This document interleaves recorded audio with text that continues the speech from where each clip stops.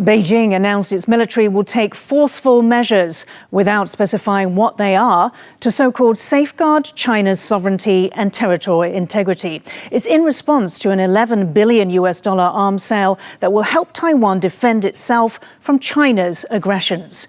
The largest US arms sale in the past decade includes the following weapons: a Taiwan tactical network, 82 HIMARS, high-mobility artillery rocket systems, 420 ATACMS, Army tactical missile systems, and Javelin and TOW missiles. China is deliberately mischaracterizing the sale. Watch. 美方公然宣布巨额售台先进武器计划，严重违反一个中国原则和中美3个联合公报，严重损害中国主权、安全和领土完整，严重破坏台海和平稳定，向台独分裂势力发出严重错误信号，中方对此坚决反对，强烈谴责。 And lifting straight from Chinese propaganda reported by Reuters, some Western media are asserting the sale of defensive weapons is about the US, quote, using Taiwan to contain China. Putting aside Beijing's misinformation, what message does this arms sale send about the threat that China poses to Taiwan, Donald Trump's commitment to the region, and Sino-US relations? Hello and welcome to Taiwan Talks. I'm Ian Kavat. To discuss this and more, I'm joined by William Stanton, former American Institute in Taiwan director. Also, Gemant Lalari, Institute for National Defense and Security Research, visiting scholar, and Ronan Fu, Academia Sinica, Institute of Political Science, Assistant Research Fellow. Bill, welcome back to Taiwan Talks. Thank you very much. And Gemant and Ronan, welcome back too. Taiwan has thanked the US for the arms sale and for honouring its commitment to the Taiwan Relations Act and the 6 assurances. Now, these are important. So what does the 1979 TRA say? That it's the policy of the US to consider any effort to determine the future of Taiwan by non-peaceful means as a threat to peace and security and of grave concern to the US, to provide Taiwan with defensive arms and to maintain the capacity of the US to resist any resort to force that would jeopardize the security of the people on Taiwan. Now, what does the 1982 6 assurances to Taiwan say? That the US would, 1, not set a date for terminating arms sales, 2, not alter the terms of the Taiwan Relations Act, 5, not alter its position about the sovereignty of Taiwan, which was to be decided peacefully, and 6, not formally recognize Chinese sovereignty over Taiwan. Now, a statement by the US Defense Security Cooperation Agency says this latest sale, quote, serves US national economic and security interests by maintaining political stability, military balance, and economic progress in the region. Jima, let me start with you first. So going back to the Chinese military statement, what kind of forceful measures do you expect that they would take out? And given the legislation that we've just quoted, what would be the reaction to that? Well, as we know in the past, China has these tantrums, these raves, and they react like little children when they don't get their way. And so I would expect similar types of response as what, let's say, we've seen from Nancy Pelosi's visit in 2022, where they launched a lot of exercises around Taiwan, including missiles over Taiwan, including missiles landing in Japan and the Philippine waters. Also, I would expect them to use different kinds of propaganda to amplify their problem, and also potentially economic warfare, such as boycotting agricultural products from southern Taiwan, as they've done in the past, to also attack the DPP, which a lot of its supporters are in that business, and maybe finally cyber attacks, degrading the morale and the support of the people for the DPP government. These are some of the things that I could see them doing. Bill, China says that the US is using Taiwan to contain China, is it? I don't believe so at all. Taiwan is an independent country. The problem is that China pretends that the US has total control over what Taiwan does, has any control, and that's not the case. It's also possible, what they'll do is appeal to their in a sense, partners in the Kuomintang TPP to put more pressure on the Taiwanese government to block the arms sales that have been offered to Taiwan. So, Bill, do you think that China is actually, with this narrative of containing China, is it trying to divert from the US's real purpose, which is simply to stop any Chinese invasion of Taiwan? Yeah, I think so. I mean, that's always been our principal goal in the U.S. With the 6 assurances, we're basically aimed at ensuring that we don't have a violent conflict and ensuring that China will not try to forcibly alter the course of Taiwan. So, yeah, I think it's the idea that we're trying to contain China is kind of, well, first of all, it's impossible, and second of all, it's unlikely. Ronan, just on that, I mean, it's an emotional message. It's probably more sensational now than just the US is trying to stop China from invading Taiwan. How sinister is it when this kind of message is reported as a statement of fact, as we showed on France 24, in the global media? Yeah, so I think, so we want to be very clear that, the entire using Taiwan to contain China, this kind of line is actually, more in line with Beijing's talking point. So in fact, Taiwan in the US and the US only Taiwan to safeguard regional security. It's not just about Taiwan security per se, it's the regional security. So everybody is, has a stake in this business. Right, so so it's not the U.S. Trying to sabotage Taiwan security by using it. Right, so this kind of narrative, basically is a manipulation coming from Beijing, and we have to be very, very clear on that. Gemon, we know that China tries to say every time that the U.S. sells arms that it's somehow illegal. It's against or it violates the One China principle. What's your take on that, and if you can also explain why it was that U.S. legislation, the TRA, 6 assurances, the arms sales were a key component of them? So basically, I would say that, let's talk about China's view of arms sales. First of all, when Carter was leaving his office, there was some rumors that he was negotiating with China about diminishing weapons sales to Taiwan. And that's why President Reagan came out with the 6 assurances to make sure that Taiwan knew that that's not the case, that whatever special arrangements President Carter had made were not going to be followed through. So that's the first part. Second part is that the United States felt a responsibility to make sure that Taiwan wasn't taken over violently as a result of a 25-year treaty we had with Taiwan. So there was some obligation there. And third, I would say that the Taiwan Relations Act is a law. The Taiwan policy, one China policy, the 3 communiques, the 6 assurances, those are all policy statements. They're not law. So policies can be changed, but law has to be changed by law, other law. So the TRA is really the foundational aspect of the relationship between Taiwan and the United States. And it says, as you mentioned in the beginning, that the United States is supposed to provide defense articles and defense training to meet the needs of the threat. And the U.S. has a responsibility to also deal with the threat on its own. So there's 2 parts of that defense part. So the idea that the U.S. is trying to make money off this, is not something that is accurate. And I guess the final note is, every year China increases its defense budget by 7%. The U.S. is barely maintaining 3%, but that's actually, in considering of inflation, it's actually 0. There is no increase to the U.S. defense budget in terms of real terms. Bill, let's talk about the broader picture. I mean, we know obviously selling arms to Taiwan to help it defend itself, there's obviously a benefit there. But from the U.S. side, why is it in the U.S.'s interests? Well, it's in the same as our relationship with Japan and with the Philippines. It's part of our broader picture, I think, that we want friends and allies in the Asia Pacific who are democracies with whom we share the same values. We want them to succeed in protecting themselves and thwarting Chinese efforts to subvert those countries.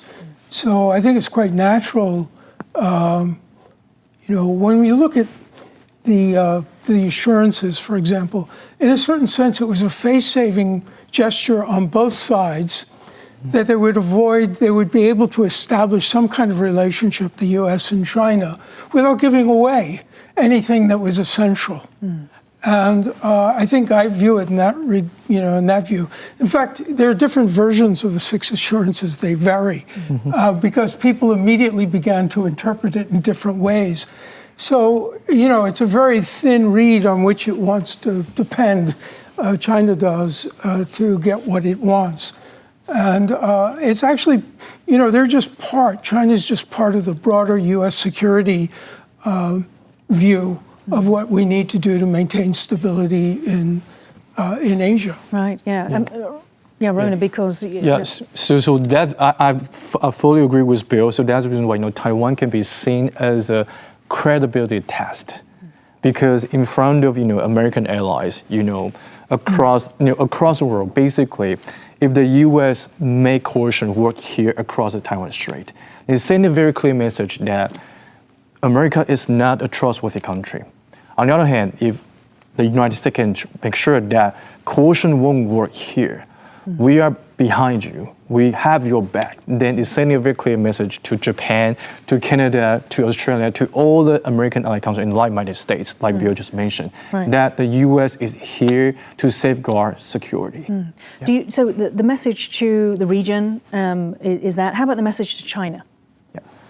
Also to China that, that U.S. would not just, basically stand by and just do nothing. The U.S. would do its part, just like, Dreaman mentioned, that the U.S. will do its part to make sure that the status quo will not be changed unilaterally and used in a form that... So given everything, the environment that we're in, which is a sensitive time, do you think that China was actually surprised, taken aback by this, record, possibly even since George W. Bush's era, sale to Taiwan? Yeah, I think they will be a little bit, surprised and maybe, caught off guard. And here's why. So maybe in their mind, their hunch is that Trump is trying really hard to strike a deal with China. So Trump won't do such a silly thing in their calculation. As in not anger China? Yes, at this timing, right? So they will be surprised to learn that, okay, so this is actually what the U.S. trying to do. Maybe, trying to play like a hedging game. Yeah, so I think they'll be a little bit surprised. Right. So, Jiman, do you interpret that as Trump's strategic unpredictability? And also, what does it mean coming in the wake of their national security strategy? Well, believe it or not, it's not a surprise to me because during Trump 1, he sold over $18 billion worth of weapons to Taiwan. It was the largest sale of any president during a 4-year period, even more than Biden, even more than George Bush. So the fact that he did this is not surprising, and considering also the fact that he's very focused on the economic aspect of getting the manufacturing business of the defense industry up, this is a good thing. And also the weapon types are also significant in the sense. We'll get on to that, yeah. So let's tackle some of these asymmetric weapons which Taiwan submitted for purchase and are now approved to buy from the US. The Taiwan Tactical Network and Team Awareness Kit will provide forces on the ground with a common operating picture to more clearly see the invading forces as well as their own. The HIMARS and ATACMS missile systems down to the handheld Javelins will help form an overlapping shield around Taiwan to target invasion forces attempting to land or intercept drones attacking from above. So, Jiman, since you are the military expert, let's stay on you. Can you firstly explain how these increase Taiwan's asymmetric defense? Well, the weapon systems are designed to go after big targets, such as ships, airplanes, infrastructure. And so the problem that the PLA will have is that their ports are now at risk with these weapon systems. So if they should decide to do some kind of loading at a port, those ships are at risk. The airplanes are no longer targetable, let's say, in the air in the Taiwan Straits, some of these weapons could reach some of the air bases, much like the Ukrainians used during the war against Russia. When the U.S. gave ATACMS to Ukraine, they went after the airports where the military bases were. So this creates a huge problem for the PLA, and I'm very glad that it does, because it delays their planning. So it has a very strong deterrence factor, is that what you're saying? Yes, absolutely. Yeah. Okay. Bill, and yet there is still a backlog of around about 20 billion US dollars in arms sales to Taiwan. I have to say, though, this is not money that's been paid, because the payment comes when they are delivered. But there is 20 billion that had been on order or agreed to, and it's due to the defense industrial base of the US. So practically speaking, how much deterrence can this be to China? It's going to take a while, I think, because there's a big backlog already of arms that haven't been delivered. There's also, the U.S. has had deals with other countries in the region. So one of the things I worry about is just we're promising more than in the U.S. than can deliver. There is this backlog. There was a $20 billion deal. There was also a backlog of other deals that have been made. So I think, but they're all pending. Meanwhile, you've got the Kuomintang and the TPP. They don't want to. They're actually threatening now to try to impeach President Lai. They're threatening to block in the legislature the money that would go for these weapons. So there's much that remains undetermined yet, I think. So how can Taiwan defend itself, Bill, if the opposition is not on board? Well, it can defend itself, but whether it can do so adequately without these added weapons, that's a more difficult equation. The opposition in the legislature in Taiwan, they're trying now also, they're talking about impeaching Lai Ching-te. It's a very difficult situation politically, I think, for Taiwan right now. Ronan, and yet China has lashed out at this. So that would seem to indicate that it is having some effect on China, that there isn't simply nothing, no substance to it. I mean, is this an issue of that there is that psychological deterrence, and then the material will come later? It will come just at a later date. Yeah, so I think in the short run, at least, deterrence will work in the following mechanism. Basically, it's like sending very clear political signals that the U.S. will actually try to arm Taiwan. But obviously, U.S. official has made very clear that, it also requires Taiwan doing its part. It cannot just the United States doing all the things, whereas, Taiwan being a free rider. So that's the reason why the opposition, basically the movement against, this bill and also impeachment against the president, to me, I think is sending a very, very, poor message to the U.S. To the extent that the U.S. can actually, question whether Taiwan has the willingness to defend itself.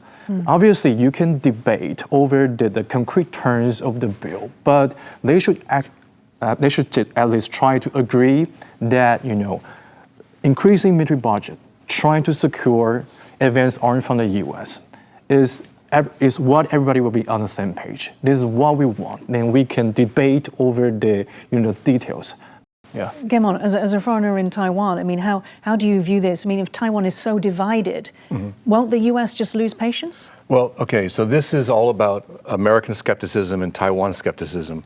And so by highlighting the fact that the Kuomintang and the TPP are slowing down or stopping the weapons purchases, also is a message to the Taiwanese people that the KMT keeps on saying lip service to the idea, we're defending Taiwan, we're all for that, and yet they're not. So this could affect them electorally in next year's elections if the United States and the DPP use that as a mechanism to show them that they are not loyal to to Taiwan as a country.